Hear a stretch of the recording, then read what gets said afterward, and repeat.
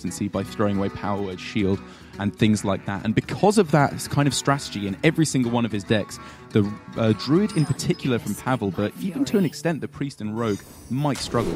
Yeah, it just gives that extra little push in the middle. The Spiteful Summoners will be discussed what you should do with them for the next 3 months. I don't think anyone's going to be completely certain for ages as to exactly how you build those. But what we do know is against Druid in particular, which takes forever, turn 6 making 2 big minions, Druid just doesn't like it. I mean, I get the suspicion that Spiteful Summoner decks are not what you should be bringing to the tournament, but if Kranich wins and ever I say that, they'll just be like, well, Zixo won. Yeah, Kranich Zixo won. What won, are you talking and about? then we all went, well, even Zixo, I think, was like, yeah, I don't think it'll work again. Yeah, and then exactly. Here's Kranich doing the same thing. Yeah. He's into the semi-finals and looking good in the semi-final as well, with Pavel drawing patches. Has he ever drawn patches before? Has he ever drawn patches before? Is that what you're asking me about Pavel? I don't think he has. In his life? Yeah. Right. I've never seen him draw it. But this is a Don't really look at the grim situation for him. It is indeed. One of the matchups he should be trying to, well, he's trying to win them all, but it's one that he's going to hope to be winning, getting early board. Yeah, the Rogue is probably the easiest deck for him to take a win with. Maybe the Kazakus Priest. I'm not exactly sure, having not played against all too many Spiteful Summoner decks. But you know, with his starting hand, Backstab is obviously the card you want against this Murloc aggressive Paladin, but you need other cards to complement it. You need patches to be pulled from your deck to get that one extra really damage. do. You've got not to to deal be with the thrown early onto the stuff. board. Yeah, you need SI7. Even saving this Backstab for the Elven Minstrel could maybe give him the mid-game pressure to push back onto the board, but he just has to be too afraid, not even of Rockpool Hunter, but just of being blown up on board. Pavel proving a point, something you were talking about yesterday, actually, that he believes you should spend more turn on turns 1 and 2 than like any other turns in the game, because this is where you win or lose matches. There was a match earlier where 2 Paladins went off, and we were saying about the Murloc Paladin had the nuts draw, but had the aggro Paladin just gone all in on turn 1 with coin and wide, they'd have had a direwolf to be able to clear the board up. Yeah. And it just changes the whole game. Just one tiny looking mistake. It's true. When I was casting Pavel recently in China, you'd have about as much time to say all your stuff on turn 1 as you had for the whole rest of the game, because he just spent the full 75 seconds on that, and then the rest of the game took about 30 seconds. 2-2 Van Cleef, challenging the board well enough. Why not? So is he going to play? This shows how challenging the board in the current meta is so absolutely key, more than ever in Hearthstone. Man, even just going second here for Pavel, like usually it's really bad in these aggressive tempo matchups, but for the Rogue, it's just showing how good combo can be most of the time, but how truly awful combo can be when you don't hit it. Yeah, this is a really strange game, and this is where the Spiteful Summoner is going to earn its money, because it's going to break this early trade-off stance, whereas a more aggro Paladin deck would be in a very similar position now, but it'd be running out of stuff trying to land a Divine Favor and just get back into it. Yeah. And so now for Pavel, I mean, he can choose which 2-drop he wants to play in the Echoing Ooze, I suppose is what the Firefly simulates, and just the Bloodfen Raptor is what the Elven Minstrel simulates, because they both just have very unimpressive stats. But obviously the Firefly allows you to fit in the Dagger as well, maybe even saving back the Flame Elemental potentially to combo with the Elven Minstrel, but it's looking much more to me like Cobalt Scalebane will be the play next turn. Yeah, get something fairly big on that board is going to be absolutely key. Again, not wasting any resources, attacking in with that dagger, using the health total and the dagger as a resource. So he is saving it back here. It does allow a bit more flexibility in his hand. And in his future hands. Yes, yeah, that's the thing. Saving it for Vile Spine, saving it for, I don't know, maybe Bone Marrow on turn 8. That's probably a bit too forward thinking, and it will have changed too much by then. But yeah, the likely thing is he just wants to get some stuff that does something with a Minstrel. These Scalebanes, whilst they're beefy, they are only 5/5s, they're only 1 minion. He wants to go wider than that to challenge a potential scary board from Kranich. And he might be looking for a Vile Spine right now, because if he gets a Spiteful Summoner in the face on turn 6, he might need an immediate Vile Spine, so he might have to do the Flame Elemental into Minstrel and try and get an Activator and the Vile Spine at once. But Finn just says nope. Yeah, this is just a very easy Scalebane turn here. I was going to say on the previous turn I would have liked the Flame Elemental to give him a target for the Scalebane on the following turn, but any Murloc played there by Kranich would have given the attack buff to the Tidecaller necessary to clear the board. So all things considered, I can respect Pavel's line of play, because if he picks up another expensive card on the following turn like Bone Mare, saving this Flame Elemental will actually become pretty influential. Here comes the fish. And here comes the worm to fish the fish like bait. That's where they came from, right? Yeah. Yeah. See that? This is so nuts. Look at this is what came down in one turn on turn 5, and then he's probably going to summon a random 8-drop on the following turn, or just blooming kill his opponent with Sunkeeper Tariff. Well, there's a Vile Spine I said was so important. Look at how it's going to do nothing. Yeah. It's just not going to save any day at all. Yeah, and this is just what happens when you fall behind on the early boards against Paladin, because Rogue, as ever, it has great single target removal with Vile Spine, Eviscerate in the old days, but it has terrible removal against wide boards. There's just not really much that can be done here for Pavel. Yeah, and by not much, it's just grim. Not completely over, but then the next turn's going to happen. That's how turns work, you know, young man. You have one, and then sometimes you get another one. Yeah, I don't think Pavel's going to have many more, though. I don't think he is indeed, especially now that the Vile Spine has come down. Kranich feels very free to throw it down. Does unfortunately hit the Call to Arms, which is obviously the downside of this deck, but still, this is not bad. It's actually fine. Yeah, I mean, it's not great. Like, you can't think of it as a 4-mana 6/6. It's way slower than that, and it's not getting in the damage for a couple of turns. It's kind of grim now, but it's too slow to be spellbroken. It's not kind of grim now. If he spellbreaks that, he is literally just dead. He's literally just dead anyway. Yeah, he can do nothing here. And so this is going to be game number 1 going to Kranich. Kind of unfortunate for Pavel. The Paladin sneaking a win, though. Yeah. What was that noise you just uttered? That was me going, yeah. Nodding. Right. Smugly. Gave me a heart attack.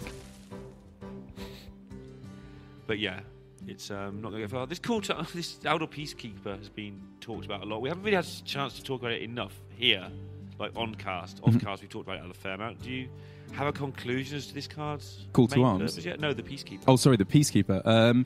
It makes sense because the reason we're thinking of that you put it in your deck at the moment is Corridor Creeper, because there's no real strong answer to that as an immediate response for Paladin. And so if that comes down turns 3 or 4 and you're not ahead on board, Aldor kind of acts as a pseudo Creeper of your own, because it cancels out with your opponent's one for a similar amount of mana. I like the way that Pavel's thinking about his next turn.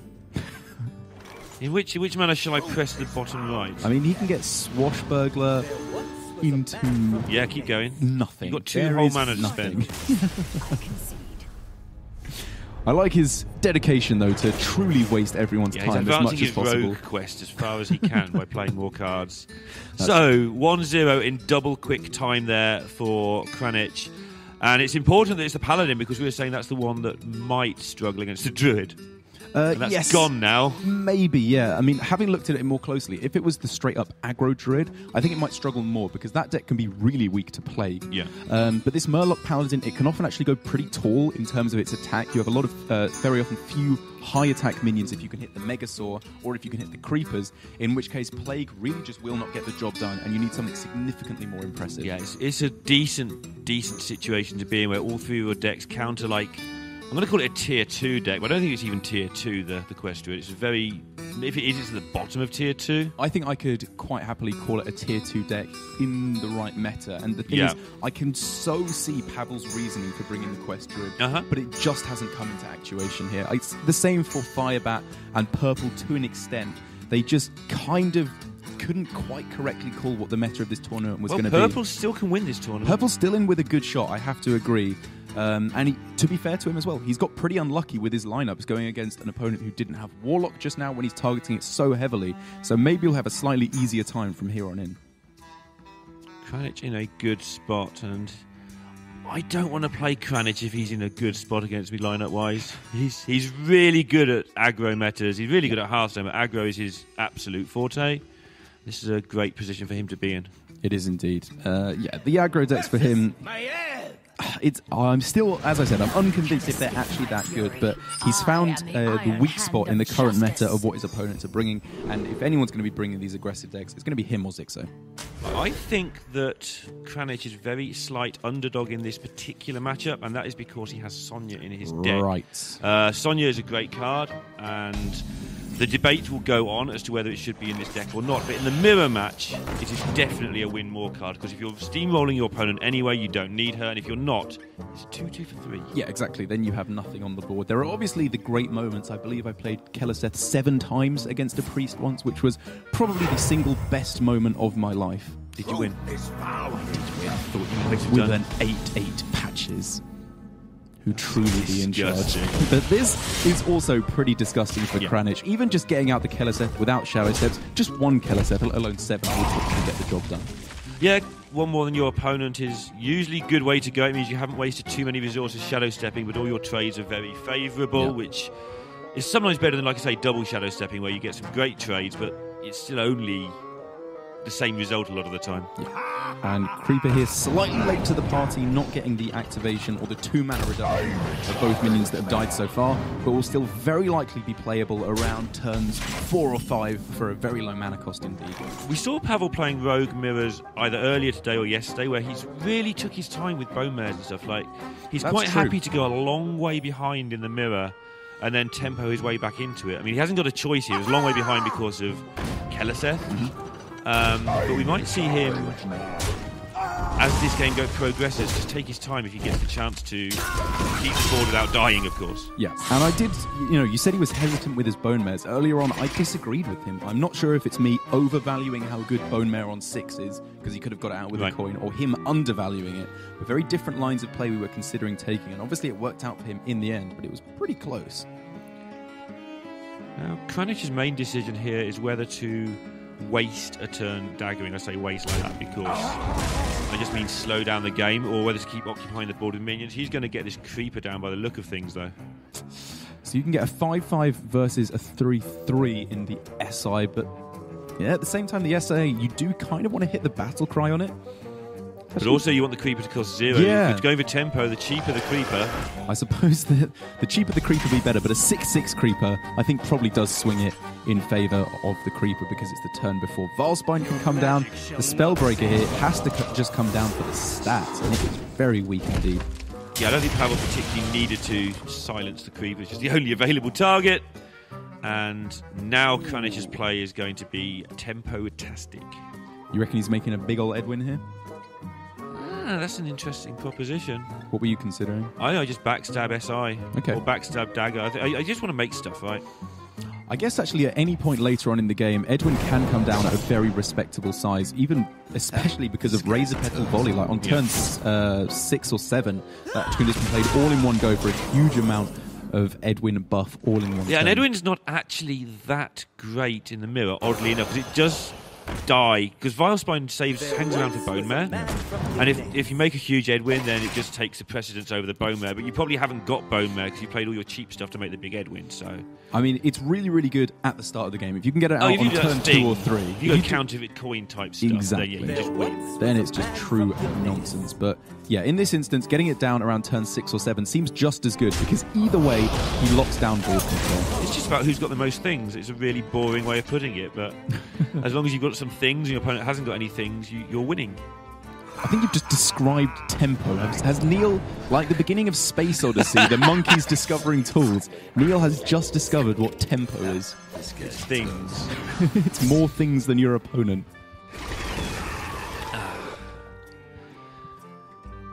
At least I got the reference for once. For once. And it's... Pavel is starting to swing it back in his favour. Taking the nice trades here, he is going very low on health because Kranich has had the privilege to go aggressive because of his early board dominance. But Pavel is starting to fight back. A cheap card could activate Valspine. The Swarmer here, allowing him a guaranteed target for Bone Mare. Right. It's kind of a big deal. And that's something that's happened by taking out Shaku in recent times. You no longer have those guaranteed targets. I won't be surprised if Rogue evolves a point where a stealth minion finds its way back in. Okay. Someone's going to identify which stealth minion that needs to be and stuff it back in and start getting these guaranteed Bone Mares because they're so huge. But now for Pavel, the only choice he could possibly consider is the Bone Mare. And now with lethal available on board for Kranich, or in hand at the very least, it is going to be game number 2 going to Kranich as well. He's doing quite well, isn't he? He's doing a pretty bang-up job, I would say. These tempo matchups, he just has got it down. The Keleseth at the start obviously helped him out a great deal. And for Pavel, it just wasn't there. The double Spellbreaker tech, again, another player predicting way more Warlock to be played than in fact actuated, because they're playing a 4-mana 4-3. Even silencing the Keleseth buff was just nowhere near enough to pull him back. Don't think Kranich is as far in front as he looks, though. This Hunter deck has got to take on the Priest and the Rogue. Okay. It's not great in those two. And I think that Pavel will delay the Druid as long as possible and hope that he doesn't have to play it. He does have to play it, but he might be hoping he doesn't have to, because that matchup's not going to be pretty, I don't think. Not indeed. The Spiteful Summoner, again, just going to be too strong, I believe, for the Druid to deal with.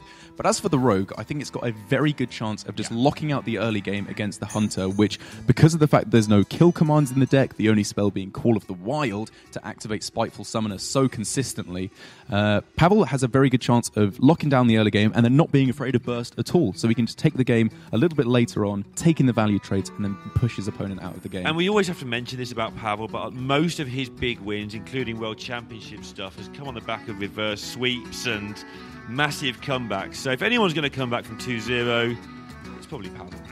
I would agree. And I think the Hunter deck is maybe the weakest deck in Kranich's lineup. It definitely is against Pavel, at least. Yeah, the cards in the early game are just not quite strong enough compared to what the other decks are trying to do. Because for the Priest, obviously, Duskbreaker, kind of in its own right, if you draw it, wins the early game. And for the Paladin, obviously, there's the Murlocs.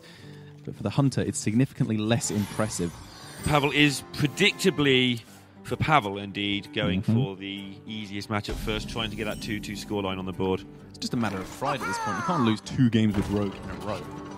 Yeah, that's true.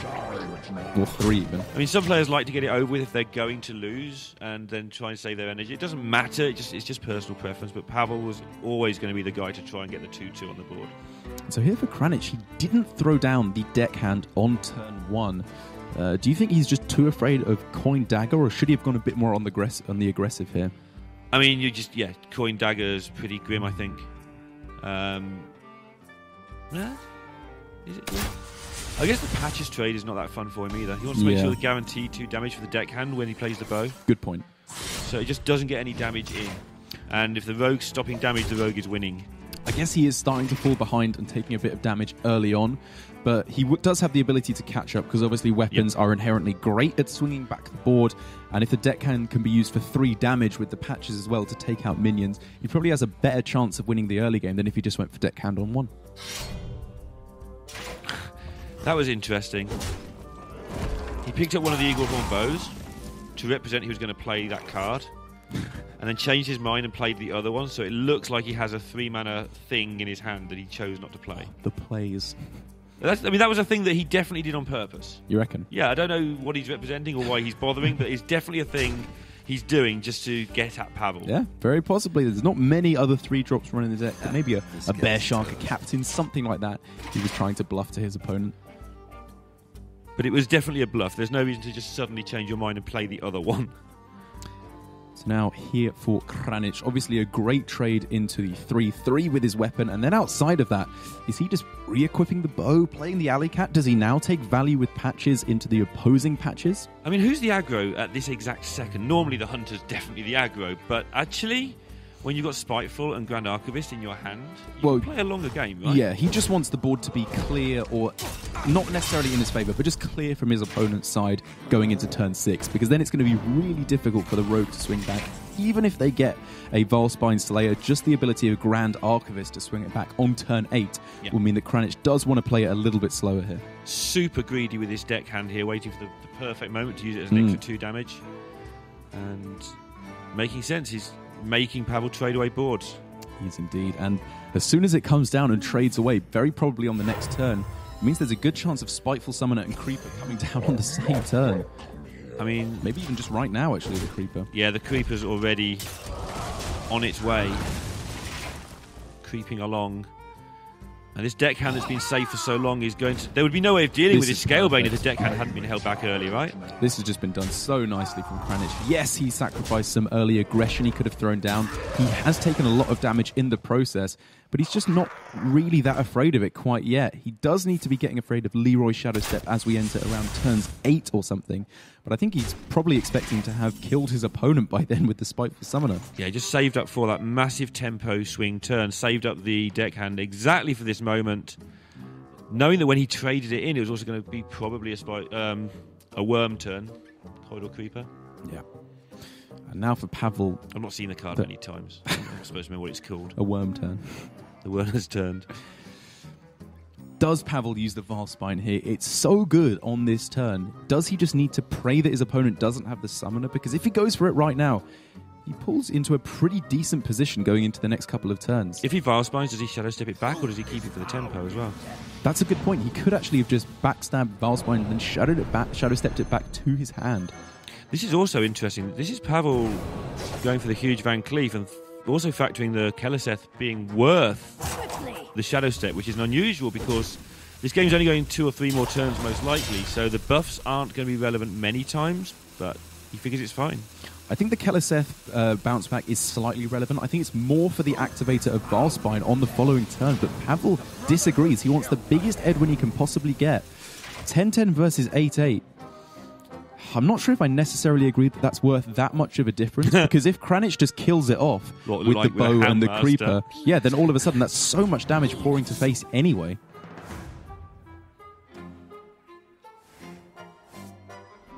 Oh, that animation takes a while. Another Blood of the Ancient one. Second one of today. Does that mean he gets a 30-30 the dice? He wishes. Yeah. I don't think I've had 2 in one lifetime, let alone 2 in one game. But now for Kranich, because of Pavel's line of play, there is no ability to clear it off. So, yes, he has left himself without an activator for Valspine. But do you think it's worth it in this instance just because of the amount of damage he can push set up through? Lethal. Yeah, he's set up lethal. Easy lethal being set up. But because of the chain gang, now the Edwin is protected. Bad things might happen. Oh, man, this is such a difficult choice for Pavel. If he goes... Well, if he keeps the Edwin alive, Bone Mare kills his opponent on the following turn, as long as there's no taunt. Mm-hmm. But it's going into... If he attacks into the Blood of the Ancient One to protect one of his taunts, I believe that will be lethal on the following turn. Because even though the Spiteful Summoner can't take out one of the chain gangs, the Worm will be able to take one out and be buffed up by the Houndmaster, but then the remaining chain gang can kill off the Worm, the Bone Mare, and the weapon, and the Edwin can go face. Yeah, Kranich doesn't play Bone Mare, for those who don't know the deck, so that's not a consideration in terms of taunts. It is just the Houndmaster you're talking about. Most people will know that anyway, but just in case. And if he makes the trade into the Worm, it ends up as lethal either way, because now there's no beast to even throw down the taunt onto the Houndmaster until that was picked up. Yeah, playing around that taunt, but the Bear Shark... buy some more time. Activator. That's going to do it. Pavel bringing this up 2 games to 1 now, finally getting his victory with that Rogue. This is the one we were probably expecting him to have the best chance against. Maybe the Paladin, given the power of backstab and things like that, as Pavel goes for BM lethal? No. Okay. I was trying to figure out if there was some other thing he could go for. Well, that's his getting his own back for that Eagle Horn bow on turn 3, I think. Very possibly.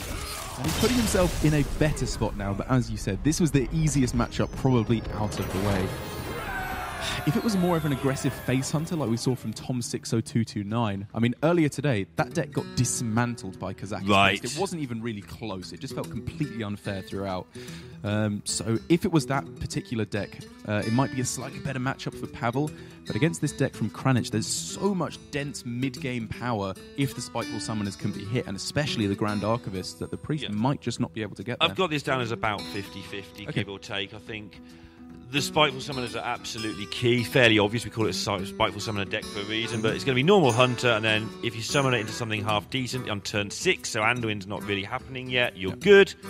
In much the same way that people were playing Bittertide Hydra until towards the end of the last meta, which is what involved when people started playing Wasps to counter Bitterhides, and everything just got a bit weird for a week or two. Everything got a little bit silly indeed, but there's a couple of other things that help Kranich in this matchup as well. Bear Shark, in particular, is a card that is amazing versus Priest, because it comes down a little bit too early for most of the AoE, like Dragonfire and Psychic Scream, and also just, even if it could be targeted, it's got 4 attack anyway, so it's really difficult for the Priest to deal with indeed. Yeah, just in case you can target it. Yeah. You can't. You can't. Even if you hit it with a Master Spell, you still cannot Shadow Word Pain that bad boy. It's pretty awkward. It is but indeed. It does die to... We saw somebody keep Glimmerroot the other day just for the purpose of putting that down. I mean, I think it's kind of for the purpose of putting that down against Bear Shark, but I know when I was playing a little bit of Kazakh's Priest with Orange in China, he just loves that card in the starting hand. Out this card in the starting hand, Raza the Chained. It's pretty good indeed. A good card. But a perfect 1-2 curve is also pretty good for Kranich. Pavel is going to have to find some way of dealing with all the stuff that comes like down. Spirit Lash, Holy Smite, and Wild Pyro. That'll do it. Yep, I think that might just about Those get the cards job seem done. reasonably ideal. Here's a glimmer route to the party as well. And Kranich has also got one of the Call of the Wild in hand already. And there's the other one. Absolutely. So now we can start game 5. Somebody tell the players it's over. No. You're doing this way too soon. You need to remember, Call of the Wild is actually a card. He can play this card from his hand later on. It's not just an activator for the remaining cards in his hand. It is actually really good. It's a really good card. Obviously, this is an awful starting hand, but it gets really bad when he draws Summoners and Archivists. As long as he can dodge those for the majority of the game, he can be in a Kranich's chance here is that Pavel draws no card draw. That's what Pavel he draws needs to no happen. cards. Yeah, I mean, no cards at all would be great, but no Acolyte, no Northshire. If he draws any of that good stuff, this one is completely over. Like you say, just for now, a little bit premature, but also only just because a lot of his cards have just been negated by the fact that he drew that double Call of the Wild. And Pavel's starting hand is so ridiculously good. Yep. Pavel taking it nice and slow. Didn't even think it worthy to go for the Pyromancer on the previous turn because he couldn't clear off the board without blowing up his own Pyromancer. But with this line of play, he doesn't even use the Spirit Lash, which will be really nice later on. He keeps his Pyromancer on board. A great way to get this going for him, indeed.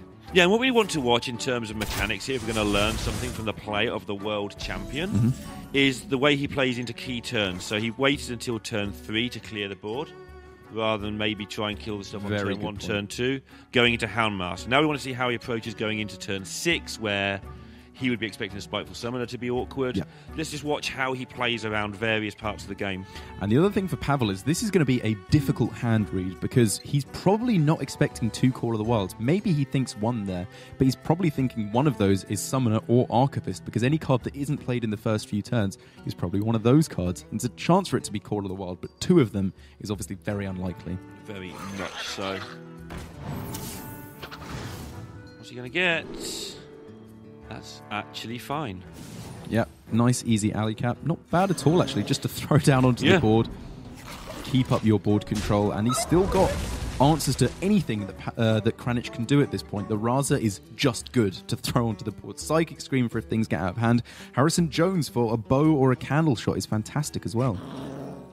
I've been saying all tournament that the Harrisons have been ineffective. This is one time when maybe it will be effective. Yeah. Although he's already so far in front that it won't really matter, to be fair. That's the thing. If he was really far behind, he would much rather have an ooze anyway if he was in a losing position, because then it's a bit quicker and he can start to actually catch up in terms of tempo, whereas Harrison is not a great tempo card. It's more of just a good value card. Although it's not bad. Needs something to do here. 7 mana, 5/5. 6 mana, 5/5. That's better. It's all he can really just do. Update it. The Tundra Rhino, he kind of wants to play at the turn before Call of the Wild so he can get a couple of extra charges in terms of all the minions he's summoning. Maybe then, if he can get Call into Call, he can close out the game. Yeah, look at this now. I'm looking. Coin Bump, Binding Heal. Oh, man. Go back to 30. Your so opponent's good. got double Call of the Wild in their hand. You've drawn all your cards. You're playing Raza Priest. This is when double Call of the Wild actually starts to become good. He's obviously had an abysmal starting game. But now we maybe could start to catch up because this card is worth about 9 mana. It was just a bit overcosted. I think honestly think it's worth about 11, which is obviously silly because 11's unplayable. If mana kept going up. Okay, well, yeah, if you look at it in terms of how much the mana is actually worth, but as cards get more expensive, you're allowed more mana reduction. You are? That's fair as well, yeah. So the actual raw numbers is you have to add 1 for every card you're getting, so it goes to 11. You're right, though. You are allowed more expensive cards to be more powerful because you have to account for the time they sit doing nothing in your hand. So, but then obviously there was a guy who had the same attitude as me working at Blizzard, and now we have to live. And now we have Ultimate Infestation. Yeah, exactly. Well, thanks. Thanks, Derek. You're welcome, mate. You sent that letter in. Hey, this card will work. Yeah, Druid is not quite good enough, thank you. Yeah, we haven't seen the last of Druid. Well, we're going to see Druid in a minute, but... Yeah, we are indeed, and it's going to be looking particularly unpowerful, I would say, if Pavel is able to close out this game, which is looking more and more like he will be able to, because Kazakus gives him potential for AoE. Dragonfire is AoE, so he can clear up these Call of the Wilds so nicely. Yeah, and he knows what he's going for there. He's just going for ways to do that. Yeah. And the AoE he wants is easier to get with a wand spell.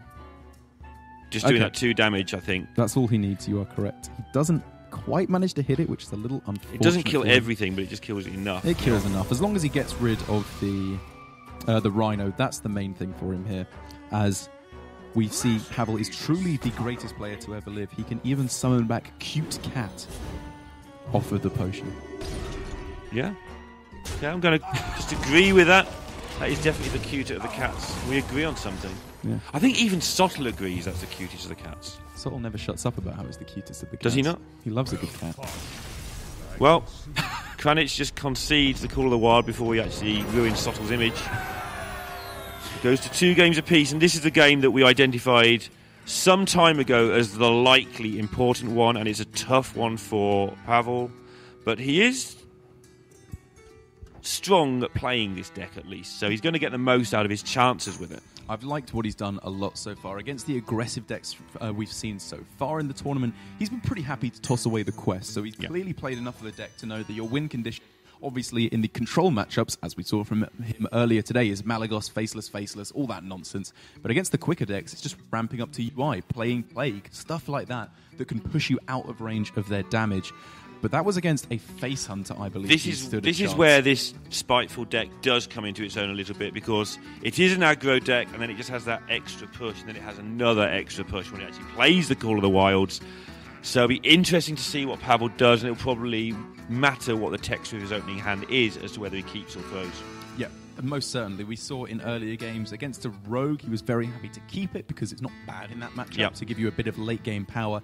And he already had the Wild Growth, which is obviously one of the most important cards against these tempo decks, because expecting to win the early game as Druid is usually a bit optimistic. It's kind of a bit too difficult, even with the new Spellstone, in order to do that. You just want to be ramping up into your Plagues, into your Malfurion, and then you catch back up. And I'm excited. I actually want to see what happens here. No ramp. Makes it a lot more interesting. Not a good way to get things going, so I would be unsurprised to see Jungle Giants mulliganed, but maybe because of that late game power, he does just have to keep it to have a chance in the later stages of the game. Does Swipe target many things? It doesn't really, but it does a few. I think it's too slow. I think you've just got to get that ramp. Because you're basically playing Big Druid with a purpose, right? Not really, actually. No? There's very few big minions actually in the deck. You're playing all the stuff that Big Druid kind of should, but the biggest minions by a long way are Malagos and the Forgotten King. So outside of that, what you're actually doing is just, there's not many threats to throw down. Combo decks and their ways. But here we do see the quest mulliganed for Pavel. Gives him that Wild Growth, which is going to be so important to get up to that Plague as quickly as possible. Because while Kranich has a super explosive start, even with a Corridor Creeper to complement all these small minions, that Plague, for Pavel's sake, hopefully will just shut this all down. One of the other things when you throw the quest away is these Cursed Disciples. They're pretty bad. They are grim when you're not getting the bonus out of the quest buff, right? Yeah, if you can hit them with Oaken Summons, even without the quest, they're actually not bad then. At least if you're not against a deck that has patches on board. But in a patches... Wait, what are you playing? Welcome to 2014. They've got Undertaker on board instead. Oh, no, even worse. But yeah, against a patches deck, this Cursed Disciple is doing very little indeed. So whether or not he even throws it down is another question, because he kind of doesn't want to clear stuff off the board for his Plague, but I guess he's thinking it's too far away anyway. He'll very likely throw more stuff onto the board no matter what. So this Plague should be good for me no matter what happens. Yeah, he has to stop this somehow, and this 5-1's not getting better as the game goes on, particularly because it's never going to be on an empty board, so it's always going to die to Kranich's choice. Pavel needs to be pretty careful as well about not being too obvious and telegraphing his plays too much, because if he's very obviously leaving minions on the board, Kranich will very clearly know that Plague is in hand and stop playing his small minions. which would be great for Kranich and awful for Pavel. Whereas if Pavel gives no kind of hints to his opponent that it's there, maybe it can get just enough value, get that 1 or 2 extra scarabs to push him into his late game. Yeah, this is why when people talk about the best mathematical play and all this stuff, sometimes they're wrong. Right.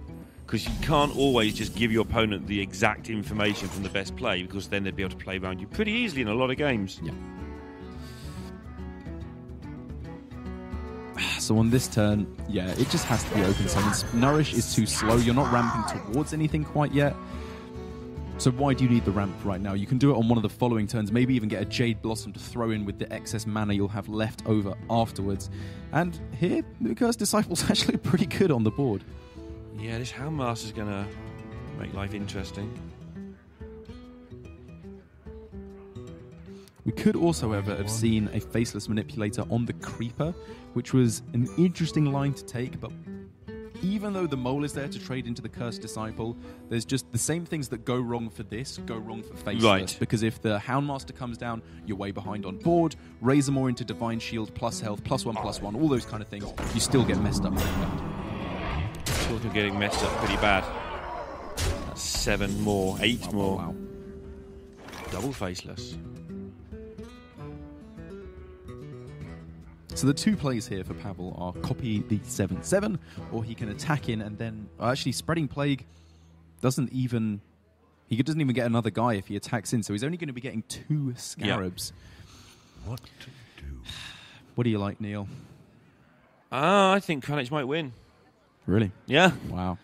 I think you've got a Spreading Plague. I don't think it gets any better for you. If you wait any longer, you just die. But he likes the Faceless. I mean... Just looking at the raw numbers, you just get way more stats here with the 7/7. Both trade really badly, and yeah, you're right. The Razormaw here has so many fantastic adaptations. He's going for it on the Mole instead. I thought he would go on the Creeper and try and get +3 health or Divine Shield. Or +1/+1. This obviously has the real high roll potential of getting that out the way for just Poisonous, and then you can attack in for 7. But I think it's just a bit more of a resilient play to go with on the Creeper there instead. Jungle Giants. That's pretty bad. Is it going to be Plague this turn now? It's very, very similar in terms of the board you're facing down. Yeah, and you're facing 1 less Razormaw, I guess. So if it was right last time, I don't see how it's not right this time. Yeah. And trying to think if there's anything he can draw off Nourish on this turn. I mean, the only one thing is if he does get rid of this Faceless, then he starts running out of ways to win the game. He can't really worry about Yeah, he'll find a way to win later. If you have to hit the Exactly. opponent with Malygos 10 times, then so be it. Like, it will get to the point where it's even on board and maybe just a Creeper or just the Forgotten King will win him the game. That's just survive right now. It's often you hear people players saying you need to play to win instead of playing not to lose. Here, just Pavel needs to stay alive because you can worry about the rest of the stuff later. Yeah, you can't. If you don't play not to lose here, you just actually lose, Exactly. and then that's the end of everything. Unbelievably difficult decision for Pavel here. He just does not know what to do. Goes with the Faceless again in the end. Not much really has changed, so you can definitely see his reasoning for this play. Well, he's just changing that 1 armor instead of the Jungle Giants. That was what all of that decision was about, as it turns out. And actually attacking in as well, because, he gives his opponent a great trade into this. But he forces him to. He forces him to, and also it means he can actually just get rid of this minion on the following turn to give him an extra Scarab through Plague, and a 1/5 taunt is a heck of a lot better than a 5/1 here. It's one of those situations where when you're sat in Kranich's seat, you just try and make sure you haven't just mislethal him. Yeah. It looks like you should be winning, but you definitely haven't got to win for another turn or 2. Yeah, 8, 12, 3 damage off lethal, so Bo will finish it off on the... It's only going to be 2 Scarabs standing between Pavel and imminent death and elimination from the tournament. But Ultimate Infestation, if he can bridge his way through, might just be his ticket to the finals. Yeah, it's going to give him a plan for the next 2 turns, but can he breach the gap? I don't think he can. Well, that 1 armor he gained 2 turns ago instead of playing Jungle Giants, by the way, has taken him out of the range of the hero powers here. 3 hero powers, it would be 7, not 6 done. Needed to be done. It's So here for Kranich, he's obviously starting off with the hero power. We saw from this yesterday. He makes the plays he's going to make 100% of the time, always at the start, and leaves all his thinking time to afterwards. And thinking time turns out is pretty small because this is just quite clearly the best play, puts the most stuff on board. You've seen the Plague, so Pavel has to dig for just some way to stay alive. Branching Paths can gain him 12 armor. Yeah. Or 6 armor and kill a thing. Yes, that's true. There could be the attack buff here. Good point. But that would leave him just dying on board. So I think... yeah, I think it's just going to have to be double armor here just to survive. Which does bridge him through to Ultimate Infestation. Wow. But there's still the Call of the Wild. It's basically just about whether he can survive the damage on the Call of the Wild turn. It's just looking like too much for because now. then he can follow up with the Plague. But yeah, you're right. I think it is looking like it's going to be just a tad too much, as even there are charging cats there as well. Charging cute cats. And that's actually going to end up being just about lethal, with the charging cats delivering the final blow to push over. Kranich is going to be heading to the finals to play against either Virtual or Purple. Pavel just not quite able to make it there, leaving the worst matchup till last, and the Quest Druid once again falls flat on its face against the aggressive decks.